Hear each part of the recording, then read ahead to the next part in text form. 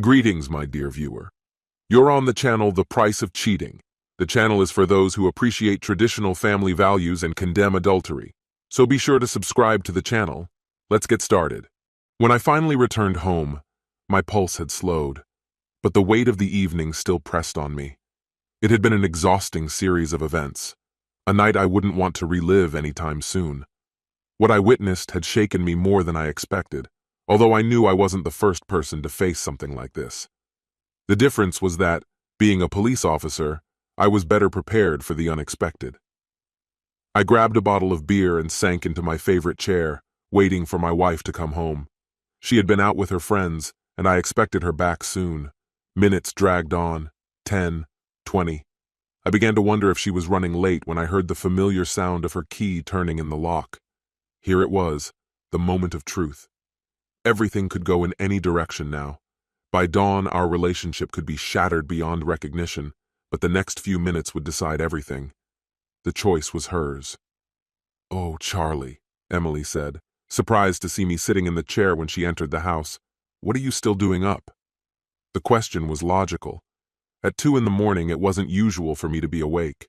For months now, I'd typically been fast asleep by the time she returned from her weekly outings with her friends.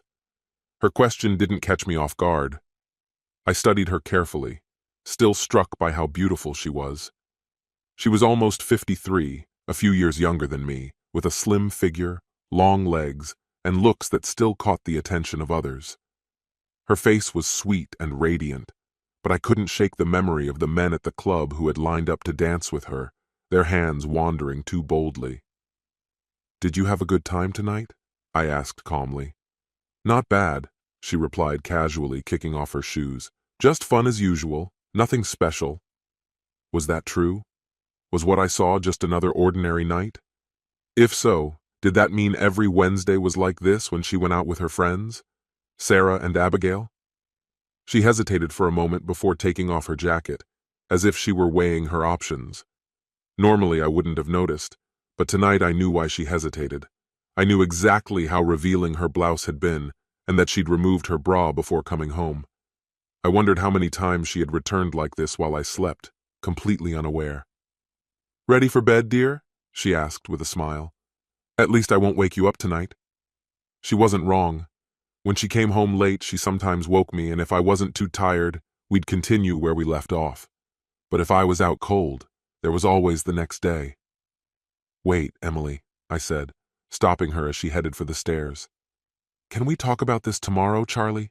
she asked, a note of desperation in her voice. "I'm so tired, I really need a shower." "No," I said firmly. For the first time that night, she truly looked at me. The smile faded from her lips.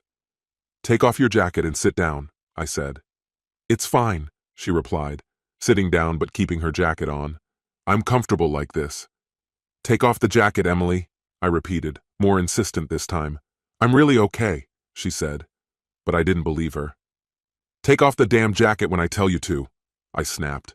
She flinched, scared, and after a pause, slowly removed the jacket. Her arms remained crossed over her chest, trying to hide what I already knew. She wasn't wearing a bra. I could see the faint movement of her chest under the tight dress. She had lost more than just her bra tonight, and I knew exactly where it had gone. Her bra and panties were in my pocket, but I wasn't ready to reveal that. I told her how my partner, Michael, and I had been patrolling when we noticed a car resembling hers parked near the Wild Coyote Club, a well-known place in town, with a bad reputation, right in the heart of our coastal community. I asked her if it was her car, even though I already knew the answer. She had told me she was going to dinner with her friends that evening. How much did she think I knew? I watched as she struggled to find the right words. "The Wild Coyote?" she asked, frowning, as if she couldn't remember the name. "That's right," I said, my voice calm but firm. "Before you answer, think carefully. Our marriage might depend on it." I watched the color drain from her face. Her hand gripped the edge of the table, trying to steady herself, her chest rising and falling heavily from the strain of keeping control. She had stopped trying to cover her chest, and her dress no longer hid the fact that she wasn't wearing a bra. "That's right, Charlie," Emily whispered, her breath shaky. It's a club, but also a restaurant. We had dinner there. And did you dance? I asked, my voice curious, but with a hint of something more. Dance, Charlie? She repeated, her voice trembling. What's wrong with dancing? I smirked, playing along. I'm just curious, did you dance? Emily's gaze locked onto mine, searching for clues, trying to figure out how much I knew. In our 35 years of marriage, she had never outright lied to me, but this time was different. She knew the ground beneath her was shaky, and I could see the tension in her eyes. Have you been to the club, Charlie? She asked, her voice barely concealing her anxiety. That's for you to find out, isn't it? I replied, maintaining a light but suggestive tone. So, did you dance? She hesitated, her thoughts racing, trying to figure out how much truth I had already uncovered. Yes, we danced, she finally admitted, her voice quiet. The three of us danced a bit. I didn't respond immediately, just kept watching her, the silence growing heavier, making her shift nervously in her chair. All right, she continued, clearly struggling with the truth. We danced a lot, Charlie. Most of the night. Who did you dance with, Emily? I asked calmly, though the question was deliberate. Anyone in particular? She sighed, the tension between us palpable. A few guys here and there. You know how it is. 3 women like us. It's hard not to attract attention. She wasn't lying. I knew how charming Emily and her friends could be, especially in short dresses and high heels, their smiles drawing eyes, their energy captivating. But no one stood out? I pressed. No one you spent more time with? Emily's expression flickered between frustration and guilt. She tried to stand but sat back down, realizing she was caught. Charlie, stop playing games with me, she snapped, her frustration spilling over. How long were you there? What did you see? I wouldn't want to ruin the mystery, I replied, letting her frustration build, then added, Now tell me everything about tonight. Lie, and it's over. Be honest, and maybe I'll find it in me to forgive you. Her silence said a lot. She understood how serious this was. Charlie, please, she whispered, her voice trembling. I love you. You need to know nothing serious happened tonight. We were just fooling around, flirting, that's all. Then tell me everything, I demanded, though inside, I braced for hearing what I already suspected. Emily took a deep breath, her demeanor shifting as if she realized there was no way out.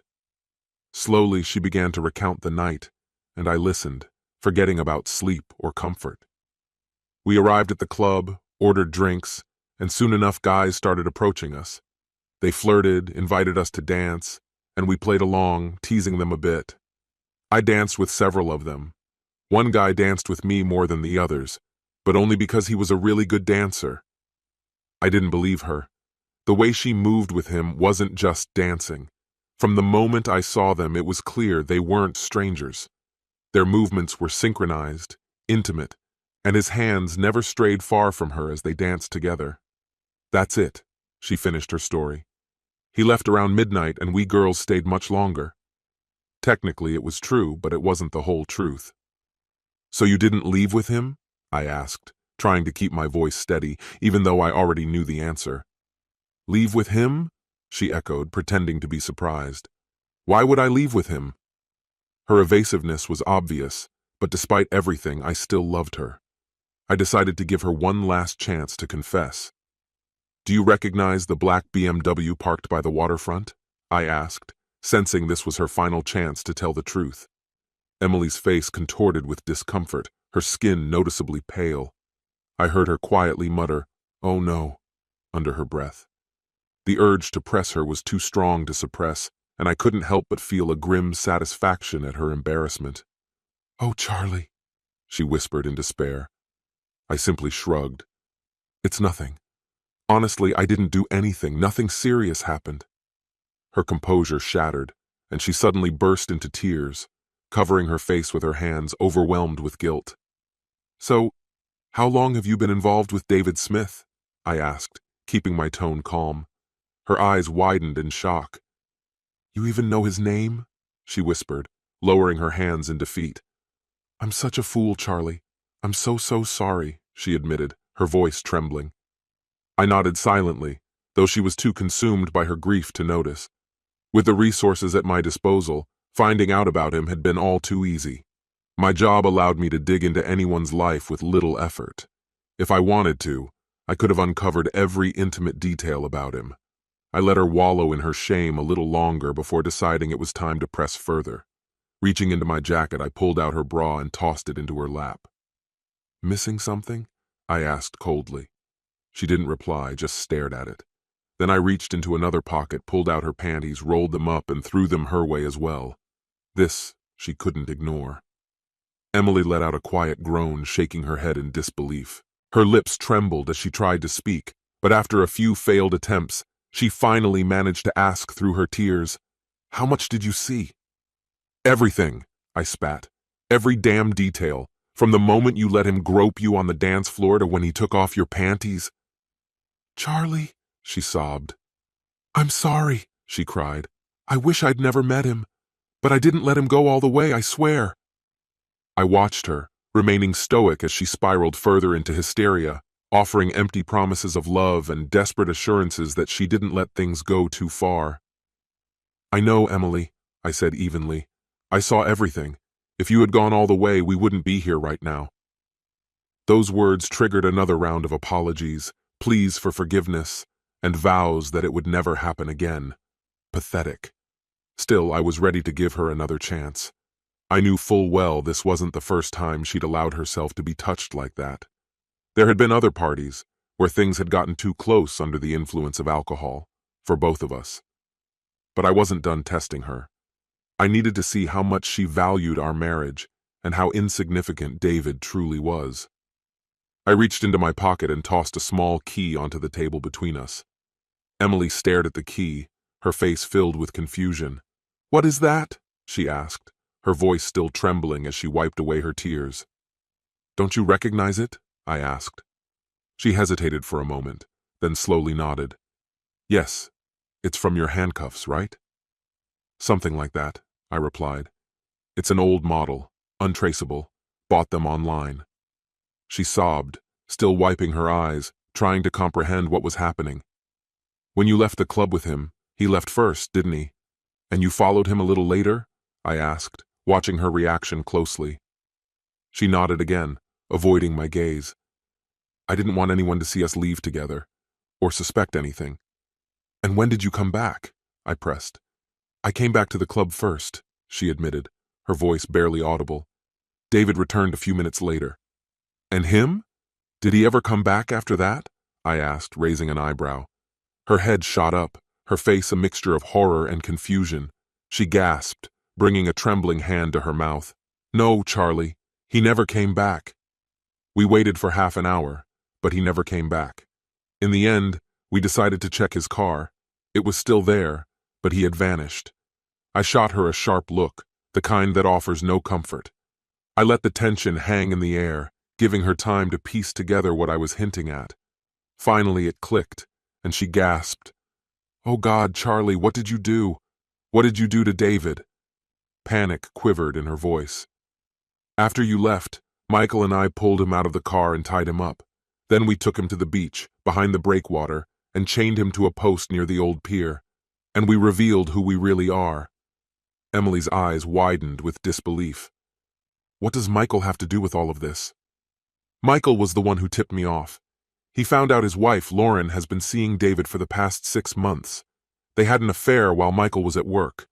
When Michael started following David, he found out that David was also stalking you. So if I have a reason to hate him, Michael has even more." Emily cursed under her breath. "Lauren was the one who introduced me to him, but I had no idea she was involved with him. What now, Charlie? Are you really going to leave him there all night?" I studied her face, trying to read her reaction. "It's not that simple. We left him in a spot where, when the tide rises, the water will be about 3 feet over his head." Her face turned pale, and she whispered in a barely audible voice, "You can't let him drown, Charlie." I remained calm. "He has one chance, Emily. By now, the water's probably already touching his feet.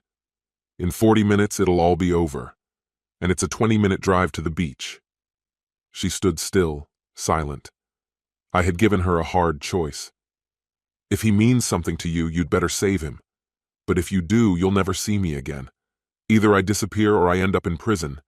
If you decide to stay, come to bed with me and I'll forgive you. We'll pretend none of this ever happened."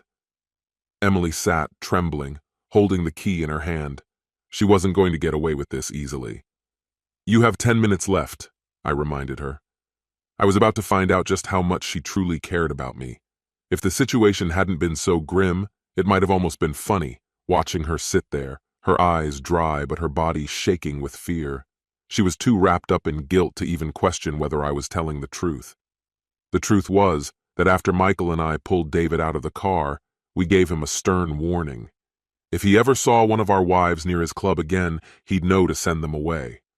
Though it's unlikely he'll be dealing with club business anytime soon, because we gave him a decent beating. We hung him upside down by the breakwater, just as the tide was starting to rise. Not the best place for a man. 5 minutes left, I said to her, but she still didn't move. Then, as if resigned to her fate, Emily looked at me and quietly said, "Let's go to bed, Charlie." That's when it hit me. It was my moment of decision. Had she suffered enough? I wasn't entirely sure, but then I made up my mind. "Emily, your lover is safe. It was a test. But don't think this is over. Tomorrow, I'm starting the divorce process." This concludes the story. If you like it, then put your powerful like and subscribe to the channel. Greetings, my dear viewer. You're on the channel The Price of Cheating. The channel is for those who appreciate traditional family values and condemn adultery. So be sure to subscribe to the channel. Let's get started. In the dimly lit living room, the five of us sat, immersed in a tension that had replaced the warmth that once filled this apartment. There had been many moments when Linda, my wife of 3 years, and I filled this space with laughter, hosting joyful family gatherings. But today was far from those happy memories. Linda sat across from me on the couch, her parents on either side of her. My mother was seated next to me in our worn-out armchair, holding my hand, offering silent, unspoken support. Though my mother was on my side, I could sense her inner conflict. I had asked her to remain silent during this conversation, assuring her I would handle everything. She reluctantly agreed, understanding the gravity of the situation. Since everyone had gathered, she had only spoken a few polite greetings. But before they arrived, she said something that stuck in my mind. Her voice was soft when she whispered, "I wish your father were here." I merely nodded, unable to admit that, truthfully, I was glad he wasn't. No son wants his father to witness the collapse of his marriage. I also knew that if my father were here, the tension would have only escalated. He and my mother-in-law Barbara had never gotten along. Their presence in the same room would have been a disaster. I could almost hear my father's voice in my head. "Do what you need to, son. We'll be behind you." And then he'd probably look at me with that knowing expression, meaning, "I told you so," with a slight smirk. Despite my previous thoughts, I had to admit, I missed him. His absence created a void, but it was necessary. I wanted this meeting to go as smoothly as possible so I could endure it emotionally. If he were here, the fragile calm would have shattered, and I couldn't afford that. I needed to remain focused, detached. The past few days had been a whirlwind of emotions, and I wasn't sure if I was mentally prepared for what was coming. The silence between us dragged on painfully until my father-in-law finally broke it. "Oliver, we appreciate that you agreed to this meeting," he began, his voice tense. I looked at him, noticing that he looked as exhausted as I felt. It was clear that none of us had been sleeping well. Suddenly, I was struck by a wave of compassion. I had always respected him, despite his tendency to be easily influenced by his wife and daughter. On the other side of the room, Barbara sat rigid, barely concealing her disdain for me. Her anger simmered just below the surface, and it was clear she blamed me for corrupting her daughter. To her, the fact that Linda and I had been intimate before marriage was just another nail in my coffin. Of course, she ignored the truth. Linda was not the innocent victim she portrayed her to be. But Barbara's hatred had never been based on logic. I knew this meeting would be particularly hard for her, and strangely, that gave me a small sense of satisfaction. She would have to swallow her pride, though I knew that saving this marriage was impossible. Any hope she had was false, and she would soon realize it. Linda sat between her parents, dressed simply, in jeans and a blouse. Even now, after everything that had happened, I couldn't help but notice how beautiful she was. She wasn't a classic beauty, but her natural girl-next-door charm had drawn me in from the start.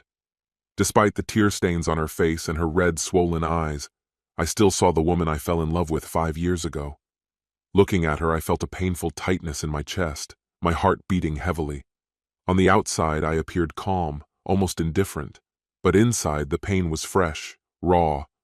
I had not forgiven her. Any compassion I might have felt was buried under the realization that her actions had brought us here. It all began with her behavior at her sister's wedding last week, when she made a scene that would now undoubtedly become the topic of all future family gatherings, but for all the wrong reasons. After that, Linda had moved in with her parents, and we hadn't spoken in person since. Our few phone conversations had been brief and unproductive. I stopped answering her calls when her excuses stopped sounding convincing. I began to realize that maybe I had never truly known my wife. "This has been hard on everyone," my father-in-law said softly. "But maybe we can still work through this, start healing, save the marriage." "Thank you, Mr. Thomas," I said, keeping my voice steady. "I understand your intentions, but you can't fix something that's so broken. Luckily, we don't have any children, which would complicate things further. Now we just need to figure out how to move forward with the divorce." At that moment, Linda's voice broke, and she, once again in tears, whispered my name. "Oliver." I didn't want us to break up. My gaze was fixed on her, my jaw clenched as I tried with all my might to maintain control and utter the words, "Calm down." What I hadn't expected was to see my wife chatting sweetly with her ex-boyfriend at her sister's wedding, and that's when I lost it. My frustration spilled over, and I'm sure it was obvious to everyone. I couldn't hide my anger. "Don't speak like that, Oliver," she responded, her voice dripping with icy mockery that sent chills down my spine. "This isn't your concern, Barbara. You can leave whenever you want." I watched her take a sharp breath, trying to suppress her irritation, but to my surprise, she didn't respond. For the first time, she remained silent. "Oliver, please forgive me." Linda's voice trembled with genuine regret. "A mistake, right?" I said, trying to stifle a smirk, but judging by the reactions around us, I didn't succeed. "Why don't you explain exactly what the mistake was, Linda? Was it getting so drunk at the banquet that you ended up practically rubbing against your ex in front of everyone? Or maybe when I pulled the two of you apart and you loudly declared that you didn't belong to me and could dance with whomever you wanted? Or maybe the mistake was mine, for watching you all this time. Because an hour later, when I turned away, you disappeared. And guess what? I found you again, having fun with him, just like before. I know for certain that hitting him wasn't a mistake," I continued. "I punched him several times and only stopped when you started screaming that I'd kill him. Perhaps my mistake was not finishing the job, because he ran off like a coward as soon as I turned my back. So Linda, tell me, where exactly did this mistake happen? Was it when you looked down while dancing so close and gasped at what accidentally happened?" "Oliver, I was drunk. I'm sorry. I don't even know how it all happened," she said, her voice trembling. "It's not that hard to figure out, Linda. I'm sure Barbara explained it all to you when you were younger, the part where a man puts his part into yours, and when you get married, that man should be your husband. So spare me your excuses." Her father intervened, trying to calm things down. "Oliver, I understand how bad this looks right now." I was about to say something, but he raised his hand to stop me. "Listen, I know it looks awful, but it was just a one-time thing. I believe you're strong enough to forgive her." "Well, Mr. Thomas, I don't know if I can forgive a one-time thing, but is that the issue here, Linda?" I turned to her father, watching as Linda's face turned pale. "Because it seems like your daughter was so determined to be a good older sister at Samantha's bachelorette party that she gave her a hands-on lesson on how to do things right. And guess what? Samantha learned quickly. Last week, I received a rather explicit video. Technology, huh? Phones now can record with stunning clarity, not quite as perfect as professional filming, but clear enough to see the Thomas sisters in action." Linda covered her face with her hands, muttering, Oh God. I wonder if Liam knows about the strippers, I continued. Seems like someone should inform him, don't you think? He'll probably consider it a one-time mistake too, don't you agree? By this point, Harry and Barbara had turned as pale as their daughter, while Linda's sobs filled the tense, suffocating silence of the room. What happened next stunned me. I thought that exposing the stripper incident would be the final blow, the one that would break the silence forever. But I was wrong. At first, I couldn't believe she had stayed silent for so long. Then I began to wonder if she was preparing to save the situation, perhaps to convince me to stay in the marriage, at least long enough for me to make a mistake that she could use for a public divorce. That was my delusion. The dragon, in her furious rage, clearly believed that the best defense was a strong offense, and without hesitation, she launched her attack. "You hypocritical creature!" she spat, her voice dripping with venom. "You sit here pretending to be a paragon of virtue, all pure and untouchable." "Barbara, please stop," Harry begged, his voice full of desperation. "No," she cut him off sharply, paying no attention to his pleas. "I'm not going to sit idly by and let this worthless man threaten our family, especially when I have proof that he's just as guilty as Linda." The silence that followed her words was palpable, thick with tension and shock. Ignoring it, Barbara started rummaging through her oversized bag, what she casually referred to as her purse. After a few moments, with a flourish like a magician revealing a trick, she pulled out a small manila envelope. Half of me expected her to say, "Ta-da! Here, swallow this," she hissed, tossing the envelope in my direction. Inside, I found evidence. Photos of my car parked outside a shabby motel last month when I was supposedly on a business trip. There were also copies of the motel registration. My mother, who was sitting next to me, gasped softly and squeezed my hand, her eyes filled with disbelief and fear. "The alias Callum Smith wasn't the most creative," Barbara said with disdain in her voice, "but the motel clerk made sure to note down your license plate." In another part of the room, Linda buried her face in her hands, her sobs breaking the tense silence. Barbara wrapped her arms around her daughter, whispering, "Don't worry, dear. Mommy's got this under control. I told the ladies at church a couple of weeks ago." She scanned the room, adding with a note of triumph, "I'm sure half the town knows by now, and when they hear about today, they'll all understand. You were wronged first. All's fair in love and war." Outwardly, I remained calm, though inside my heart was pounding and my mind screamed that I needed to fight back. Perhaps I was still processing the shock of it all. Slowly, I reviewed the contents of the envelope and handed it to my mother, noticing the tears welling up in her eyes. I gently patted her hand and smiled, trying to offer some comfort. "All right, Barbara," I said, my voice steady despite the storm inside. "Before you decide to go full detective mode, maybe you should check your facts. That business trip?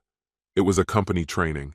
I have about 30 colleagues who can vouch that I didn't miss a single boring session during those 4 days.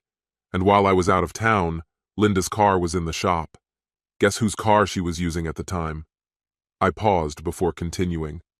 "Oh, and one more thing you might want to consider. Do you remember Linda's colleagues at the clinic? Dr. Sammy, ring any bells? His full name is Dr. Callum Smith." Barbara's face froze in shock. "But," my father-in-law muttered, "he's older than me." "Exactly," I said with icy calm. "It seems your daughter has a thing for older men, maybe some unresolved daddy issues among other things. Good luck with family therapy." "Ollie," Linda whispered, her voice trembling. "I know. It was only once." I stood, feeling the weight of the conversation begin to crush me. Looking at the 3 people in my living room, I realized I couldn't continue this charade any longer. "I think everything that needed to be said has been said," I stated. "It's time for you all to leave." Harry got up and helped Linda to her feet, but Barbara remained standing as if paralyzed. For a moment I thought she was about to have a medical episode, a heart attack or a stroke, but then she pulled herself together and stood. Her gaze met mine, cold and unblinking. "I expected more from you, Oliver," she said, her words like icy shards. "But from you, Barbara, I never expected anything. You're just a hypocritical, moralizing fraud. Now get out of my apartment." Barbara stormed out, her fury evident in every step. To my surprise, Harry gave me a firm hug before following her. Linda was the last to leave. Her beautiful green eyes, red and swollen from crying, were filled with such deep sorrow that my own tears finally broke free. "Oliver, I don't even know how to begin to ask for your forgiveness," she whispered, her voice laden with regret. The guilt I carried within me was immense, but it was nothing compared to the all-consuming regret that overtook me. Regret for having entrusted my heart to someone like you, Linda. She burst into tears and hurriedly ran out of the room. When I closed the door behind her, the dam of my emotions broke, and I felt the full weight of what had happened. I leaned my back against the door, trying to maintain my composure, but the tears flowed despite all my efforts. The bitter truth was undeniable. I still loved her despite everything. This betrayal was unimaginable. I couldn't understand why she had cheated, but even knowing the reasons wouldn't change the inevitable. Our marriage was over. The pain, anger, and grief had settled deep within me, and I knew they would linger for a long time. My mother appeared and gently embraced me. "How are you holding up?" she asked softly. I shook my head. "Not well, but I'll manage. I believe that one day happiness will come back to me. I think Dad would be proud of how I'm handling this." "Do you know what you'll do next?" she asked. I nodded slightly. "There's not much left to save. I've decided to take Barbara's advice and start moving forward." There was nothing more to say. I had made up my mind to meet with Linda at her church on Sunday, so she could fully grasp the seriousness of her actions. And I was going to explore the possibility of filing a lawsuit against the doctor she had an affair with, if only to complicate his professional life. "That will certainly stir things up. What about Liam and Samantha?" Mom asked. "If I receive this video, then Liam might have as well. Even if not, he has the right to know. Maybe their marriage will survive this." I sincerely hoped they could work things out. If they managed to fix everything, it might prevent further infidelity, and their marriage could last longer than my short 3 years.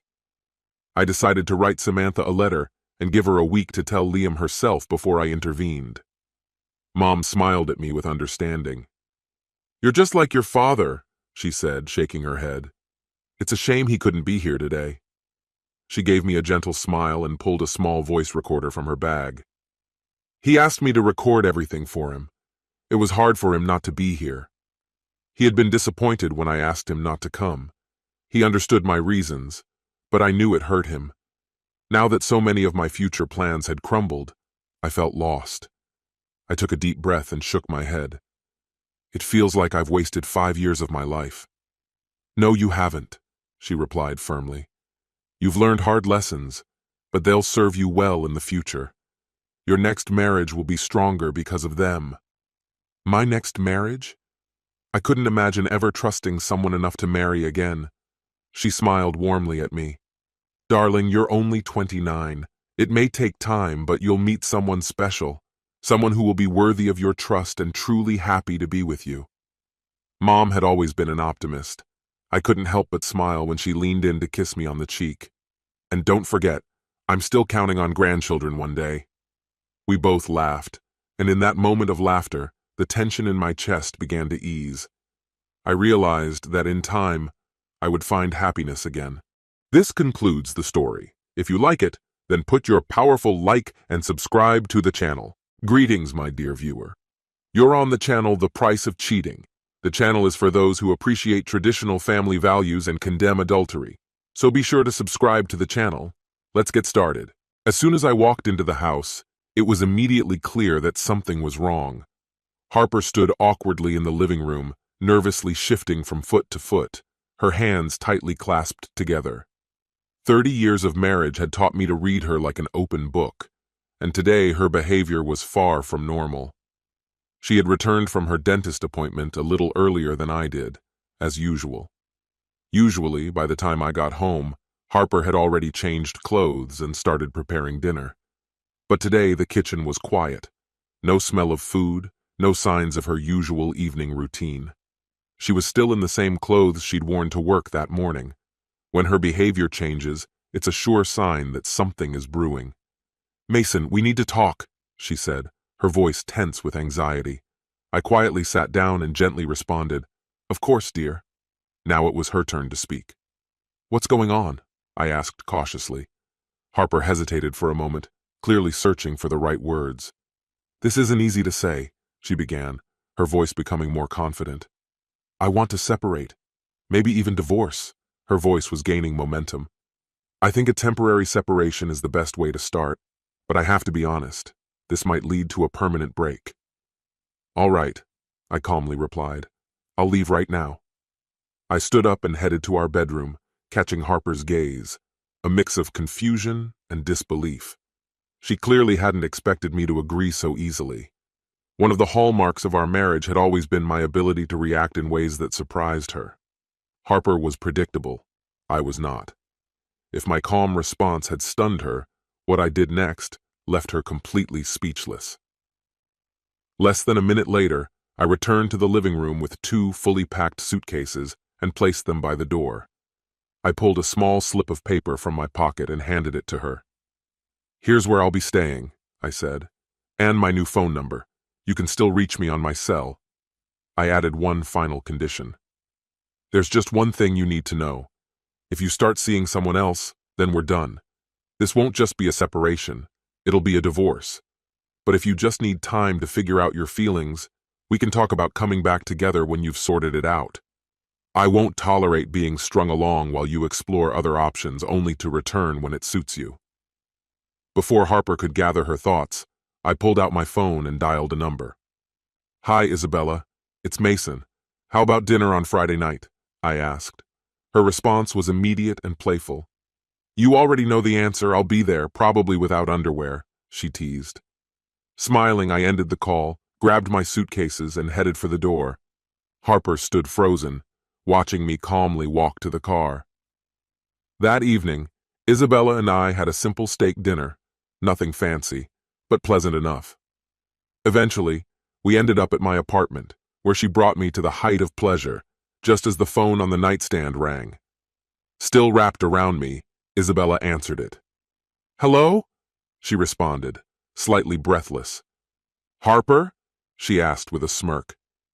"He's a little busy right now. I'll have him call you back later. Give him a little time to finish up. I think he'll be free in about half an hour, maybe longer if we're having a good time," she added with a laugh, then hung up. Turning to me, she started moving faster again, laughing. "Wow, I never thought talking to someone's wife while I'm with her husband could be so much fun." We climaxed together, and after catching my breath, I picked up the phone. I dialed the familiar number that had been mine for so many years until today. Harper answered before the call could go to voicemail. "Mason, is that you?" "Yes, it's me," I replied, barely holding back the satisfaction in my voice. "Sorry I missed your call earlier. I was a little preoccupied. But now I'm free and calling you back." "Mason, what the hell is going on?" Harper's voice trembled, struggling to comprehend what was happening. "You had everything prepared in advance, bags packed, a new place ready, even before I mentioned the possibility of living apart. And then, when I tried to call to discuss everything, another woman answered your phone. She practically admitted that she was with you. I wasn't going to be caught off guard when you announced the breakup." Surprisingly, the blow I received just a few minutes ago wasn't as strong as I expected. Isabella wasn't the type to make a scene, at least, that's the impression I had. I couldn't help but smirk, lazily running my fingers along the smooth line of her skin. If this was crucial to deciding whether Harper and I could rebuild our relationship, maybe it was worth discussing. But my thoughts were cut short by Harper's sharp voice slicing through the air. "You're a liar. You promised we wouldn't sleep with other people while we were on a break. It was just supposed to be a time for reflection." I looked at her without showing emotion. "That's not exactly what I said, Harper. I said that if you slept with someone else, it would guarantee a divorce. I never promised anything about myself." Her voice flared with anger. "You're unbearable. How can you think the rules don't apply to you? If you can sleep with anyone you want, then so can I. What's fair for one should be fair for the other, right?" I remained calm. "Of course, Harper. You can do whatever you want. But if you do, it's over between us. I won't stay if you make a fool of me. By your logic, we should end everything right now because you've already crossed the line. Maybe we should start the divorce process on Monday morning, she threw back sarcastically. Isn't that fair? Not exactly, I replied calmly. You were the one who asked for the separation, not me. I didn't sign up for this. You're the one who cut off our relationship, our physical connection, without even asking me. You had a choice, Harper. That's the difference. And don't forget, I made it clear from the start. If you sleep with someone else, we're done.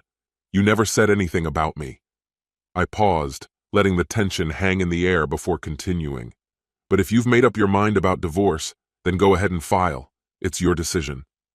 Her tone softened slightly, uncertainty creeping into her voice. I don't know if I want a divorce, Mason, she admitted. I just needed space, time to think. I only asked for a separation. I shrugged, staying indifferent. Then there's no problem. You got your separation. But now you're sleeping with someone else, she countered, feeling her frustration rise again. And if I do the same, you'll leave me. That's not fair. Not fair? I echoed, my voice growing harder. I didn't ask for this separation, Harper. I didn't want any of this. I wanted us, our life, our marriage. You were the one who decided to tear it apart. And now you expect me to sit around without any intimacy while you figure things out? That's not going to happen.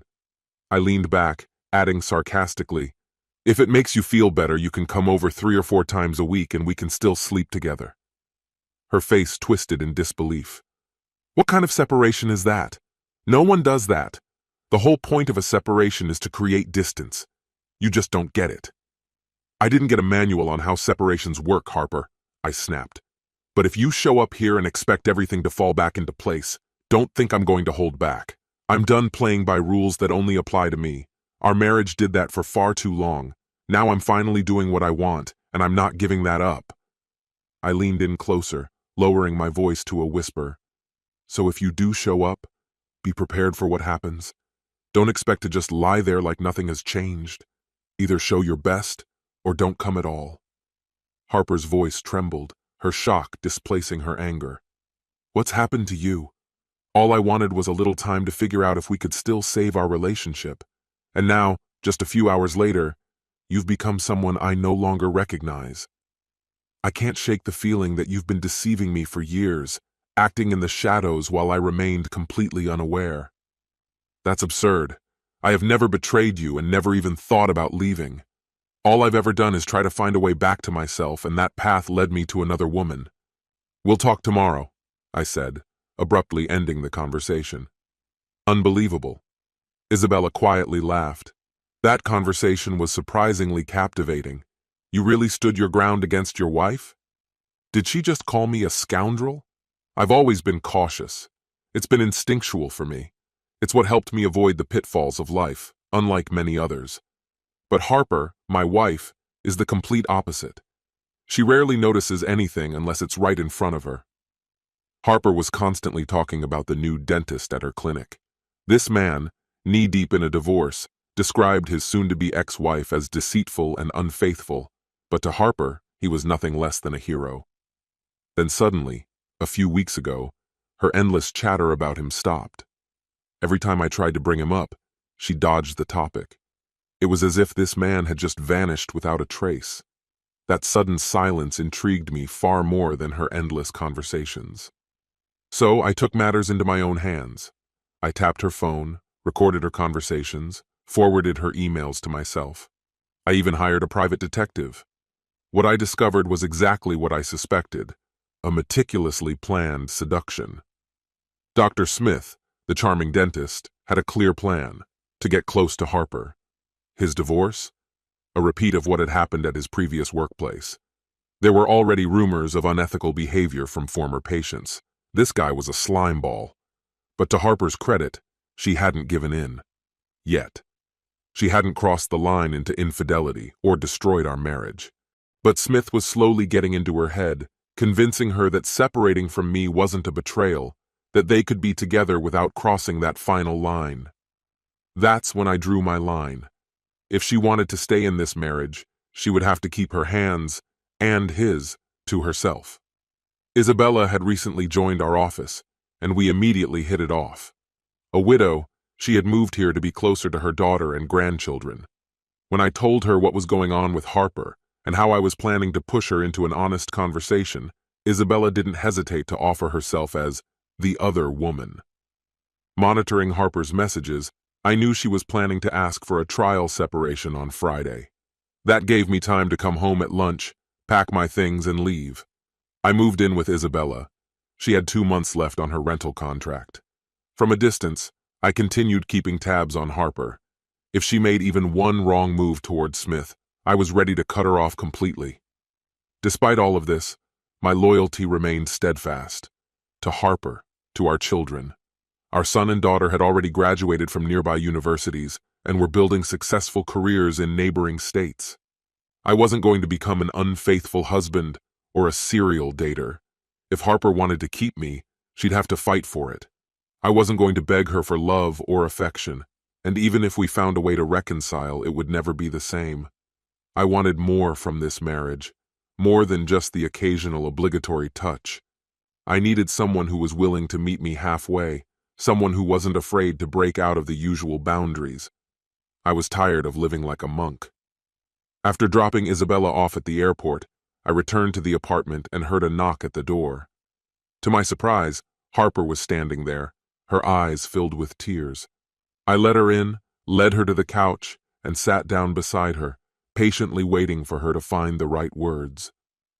After a long silence, she finally found the strength to speak, her voice weighed down by the burden she had carried for too long.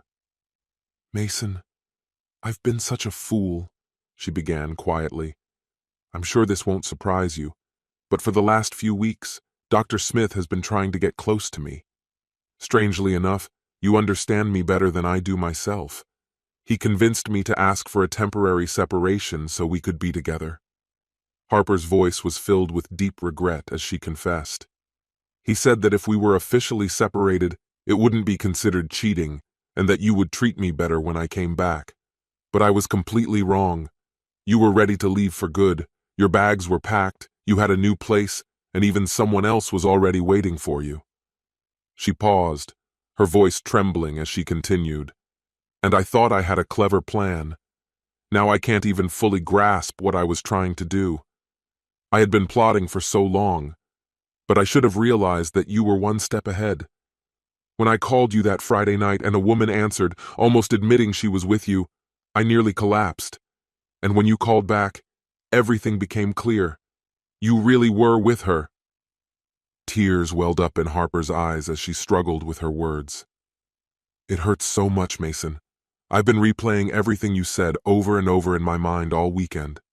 Slowly, I came to realize you were right. I was the one who wanted the separation, not you." Her voice softened as she confessed, "My plan was to have some fun with Oliver Smith, then come back to you, thinking you'd never know. It was a terrible, selfish scheme. But you, Mason, you saw right through me from the start. You turned it all against me. Now you're the one who's been making love outside of our marriage without any guilt. If I had gone further and slept with Oliver, I would have ruined everything." She paused, reflecting on her actions before continuing.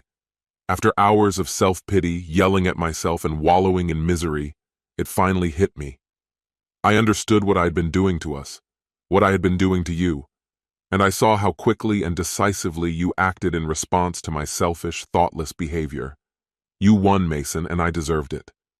This morning I told Dr. Smith that he had crossed a line," she said, her voice more confident now. "And what? You just turned him away and now you want me to act like nothing happened?" I asked, disbelief clear in my voice. "I'm just supposed to forget that you almost destroyed our marriage because of that scumbag? That you put me through hell because some guy wanted to sleep with you? Harper, you're a beautiful woman, and men will always be interested in you. Am I supposed to live in fear that this could happen again with the next one who pays you attention?" "No, Mason, that's not it," she whispered. "And I wasn't the one who turned Smith away today. When he showed up at work, the police were already waiting for him in the parking lot. He was arrested. It turns out he's been accused of harassment.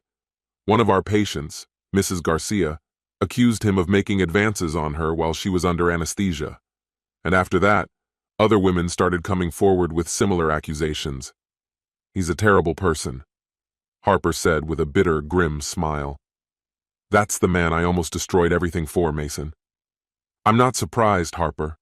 I always had a feeling he was a predator, a man without morals. But now that he's gone, do you think we can just move on? I asked, the sharpness in my voice returning.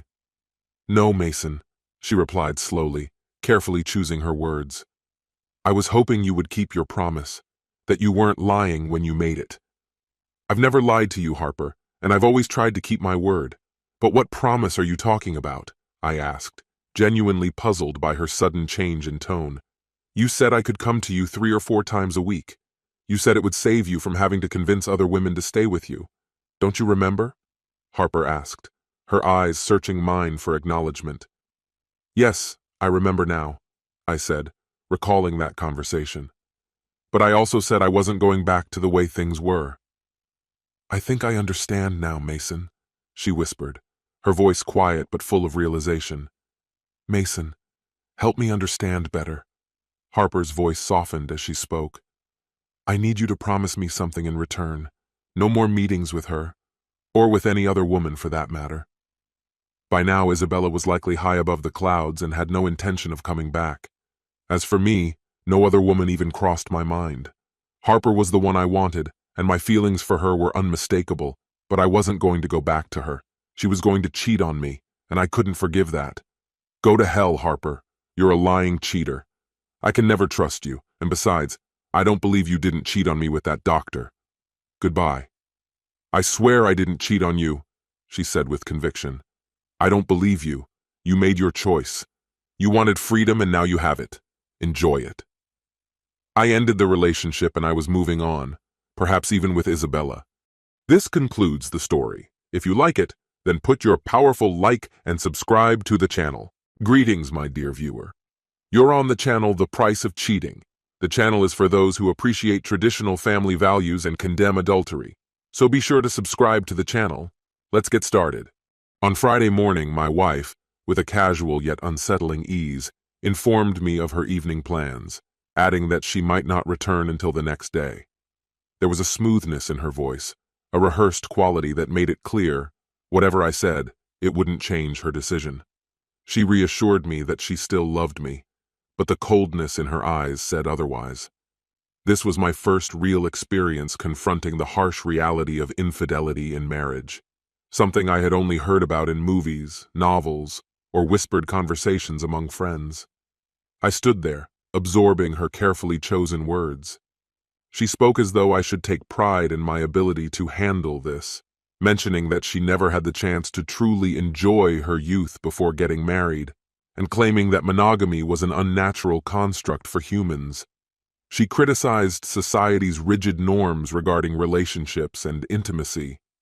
It's just physical, she declared. It's not love.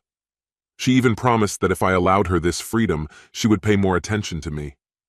I braced myself for the familiar justifications. She told me I had no say in the matter, emphasized her autonomy over her body, and pointed out that life is short, and she deserved every pleasure she could get, including being with other men.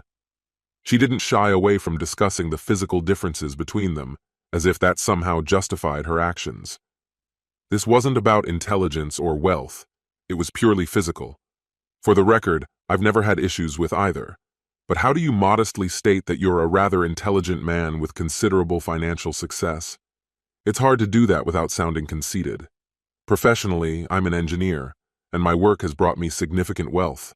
My wife never had any complaints about that. When she finally finished her speech, I could have easily responded with the anger bubbling up from my growing frustration. As she leaned in for what she called a farewell kiss, my response was simple. I'd rather not. There are moments when the absurdity of a situation leaves you speechless, and this was one of them. Her expression twisted with shock, her mouth slightly open, clearly expecting me to start ranting about loyalty, vows, or perhaps even threaten revenge. But all I could offer was, I'd rather not. People often underestimate the power of restraint, the power of a quiet refusal. My simple rejection was my way of reclaiming some semblance of control. Of course, she immediately launched into a new tirade, accusing me of being disrespectful and calling my reaction childish. She finished by saying that I would have to accept her decision or learn to live without her. "I'd rather not," I repeated, this time more calmly. For the first time, I saw a crack in her confidence. She hesitated, her resolve wavering. I didn't beg, didn't yell, didn't cry. I just stood there firmly holding my ground. Sensing her power slipping away, she changed tactics, offering compromises. She suggested that instead of staying out all night, she could return after the date, reminding me that I was still important, offering her body as consolation. Again, I replied, "I'd rather not." That phrase seemed to dismantle her carefully constructed arguments, leaving her momentarily speechless. But then she switched to her familiar role as an attorney, something she never fully became. Years ago, when we were still dating, she struggled through law school. I vividly remember one of her classes where they drafted prenuptial agreements. At the time, she took it very seriously, and we eventually signed one, making it legally binding. So, when she threatened to take the house, the assets, and parade her lovers through my home if I decided to file for divorce, I simply stood there, waiting for the inevitable collapse of her arguments. She had barely finished speaking when I replied, "I'd prefer not to do that." She didn't return that night for me to pull her back into my arms.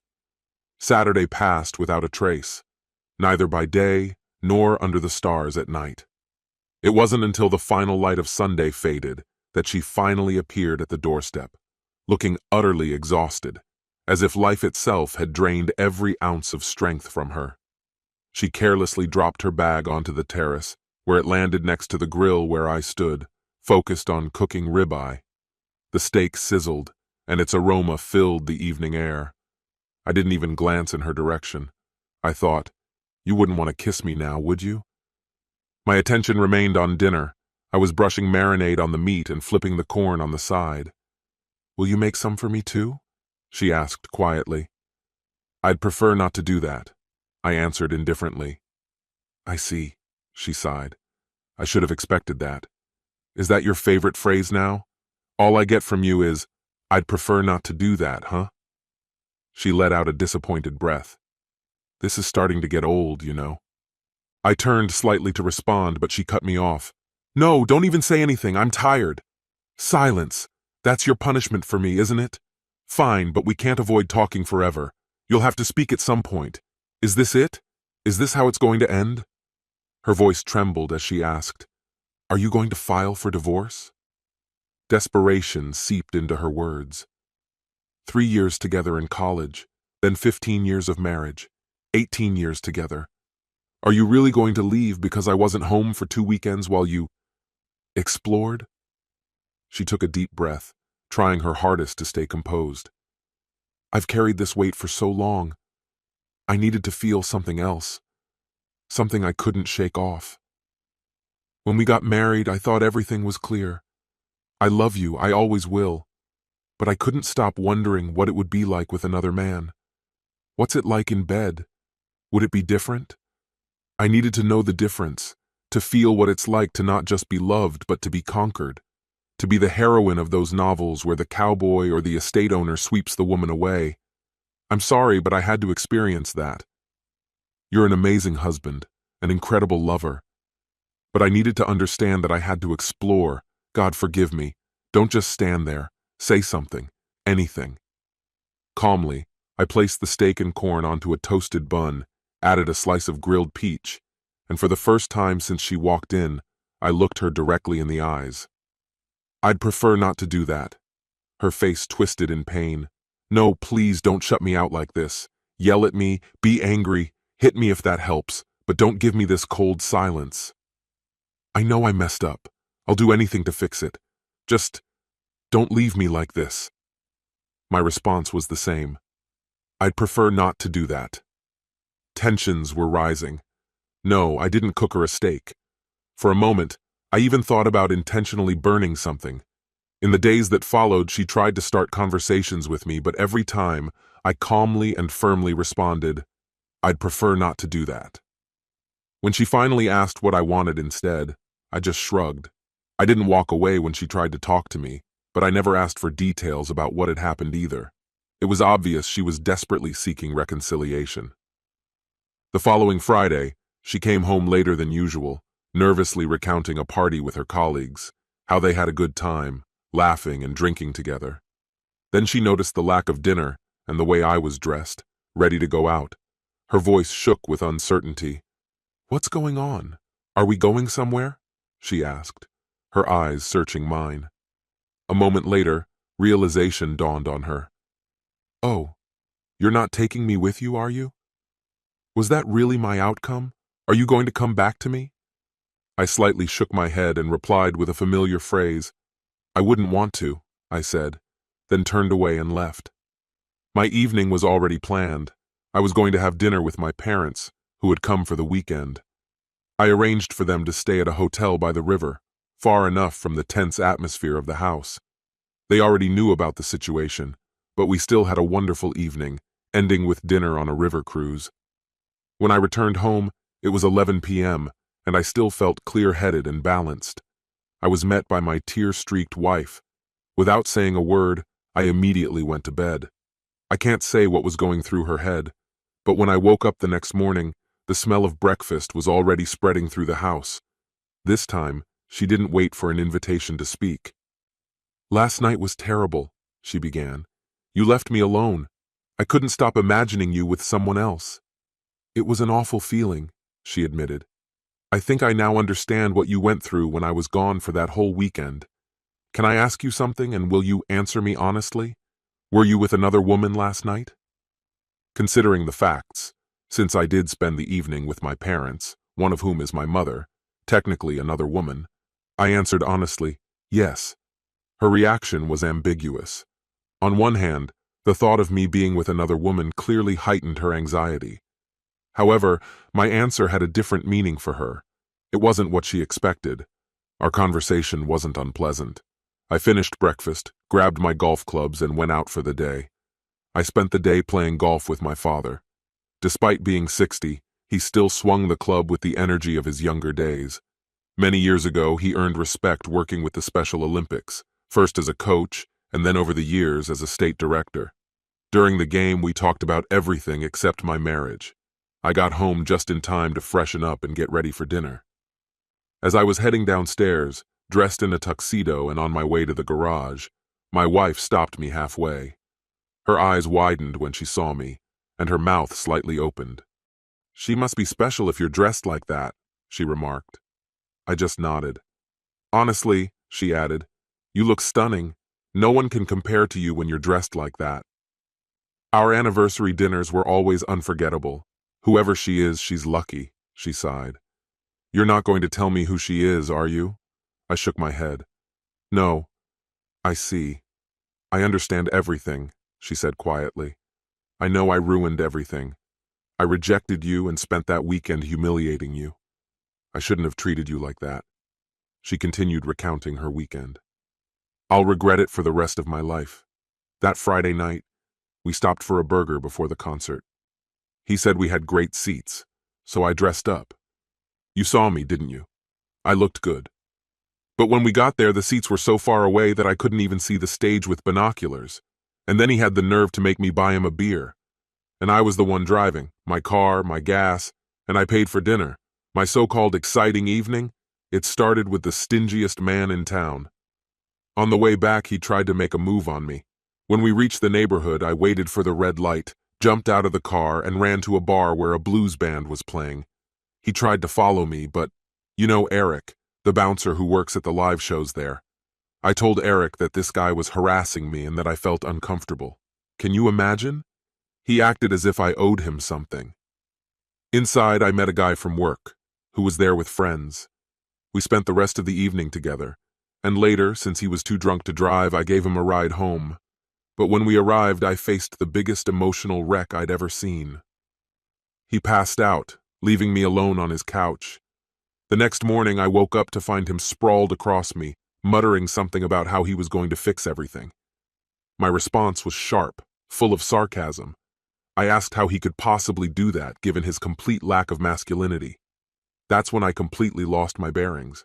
Instead of seeing things for what they were, Instead of appreciating what I had at home and coming back to you, I convinced myself that I needed to reclaim my femininity, to feel desired again. I ended up at a bar. I was about to leave with some guy when his wife burst in, her face blazing with anger. To deflect suspicion, I slapped him across the face and screamed, "So you're married?"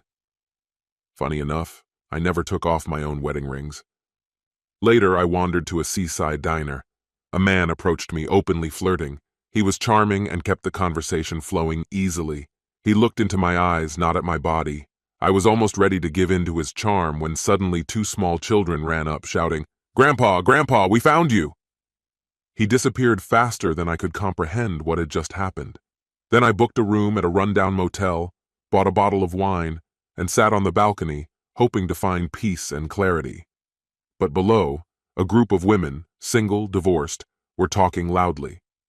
Their conversation soon turned to men, and they started discussing their failed relationships, listing names and sharing humiliating details. I quickly realized my situation wasn't unique at all. They described their exes as lustful old men and misers. I couldn't help but agree. After all, no woman can expect every man to treat her as an equal or pay for everything. These women talked about married men, supposedly loyal, who cheated for no understandable reason. They discussed the variety of men they had dated, men from different cultures, races, religions, even political beliefs. They debated how important a man's size was compared to his ability to provide. They agreed that if you find someone who is both attentive and well-endowed, he's worth holding on to. I almost got up to return to you, but I stayed to hear more, and I'm glad I did. After that, I heard nothing else. I spent the rest of the night lost in thoughts of you. I woke up right there on the balcony, under the morning sun that had already begun to scorch my skin. I felt terrible in every way. The guilt over what I put you through weighed on me. My body ached after spending the night in an uncomfortable position on a lounge chair. My stomach churned from the awful food and 2 bottles of wine I drank the night before. My head throbbed from all of it combined. I arranged for a late checkout and collapsed back into bed. When I finally managed to get up, I took a shower, got dressed, and went back home. That night, when I left, I had every intention of betraying you, but I didn't go through with it. Somehow, fate intervened. It stopped me from making that mistake, reminding me that I belong only to you. Only you. Please forgive me. Please let me remain your wife. Let's forget this mistake and return to the happiness we had. Please. Her voice trembled, her eyes filled with tears. I couldn't help but feel pity for her. I really did feel pity, but what I couldn't feel was love. I looked into those tearful eyes I once adored and gave her my answer. I wished I didn't have to do it. I never told her about the other woman in my life, my mother. I didn't say whether I believed her desperate story about how she lost control that weekend. I said I loved her because I wasn't sure if I did or not. In everything else, I remained silent, and she, on the other hand, never stopped fighting for us. Over time, she made several attempts to reconnect with me, but I successfully avoided her efforts by immersing myself in work, often going on business trips or staying late in the city. When she asked me questions, my responses were reduced to non-verbal gestures, a brief nod if I agreed or a shake of the head to indicate disagreement, without any further explanation. I began sleeping in another room, and deliberately arranged my schedule to avoid sharing meals with her. Eventually, the tension became unbearable for her. 7 months later, she cheated on me. I caught her in the arms of another man, a younger one, while she could barely stand on her feet at a bar. That same day, I consulted a lawyer. Thanks to our prenuptial agreement, within 2 months, I stripped her of all her property and savings. She was left without a home, without a loving husband, and without money. I had endured her antics for a long time, but everything has its limits. She got what she deserved. This concludes the story. If you like it, then put your powerful like and subscribe to the channel.